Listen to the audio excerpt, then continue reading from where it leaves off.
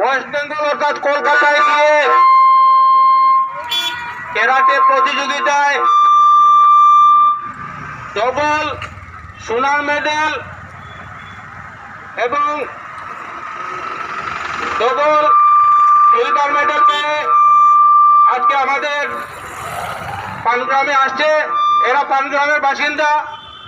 আজকে 3টি যে ক্ষুদে শিশু তারা আমাদের ক্যারাটে প্রতিযোগিতায় জয়ী হয়ে আমাদের যে নাম অর্জন করেছে তার জন্য আজকে আমরা গর্বিত, উদারবনবাসী গর্বিত, পানগ্রামবাসী গর্বিত এবং কাছাড়বাসীও গর্বিত।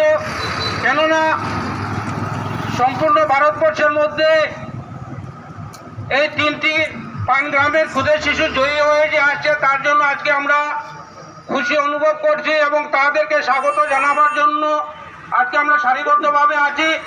তো 3টি ক্ষুদে শিশুর মধ্যে 1 নম্বর হচ্ছে মহিষনাম অভিষেক শর্মা, 14 বছরের, সে 2টি সোনার মেডেল জয়ী হয়েছে ক্যারাটে প্রতিযোগিতায়।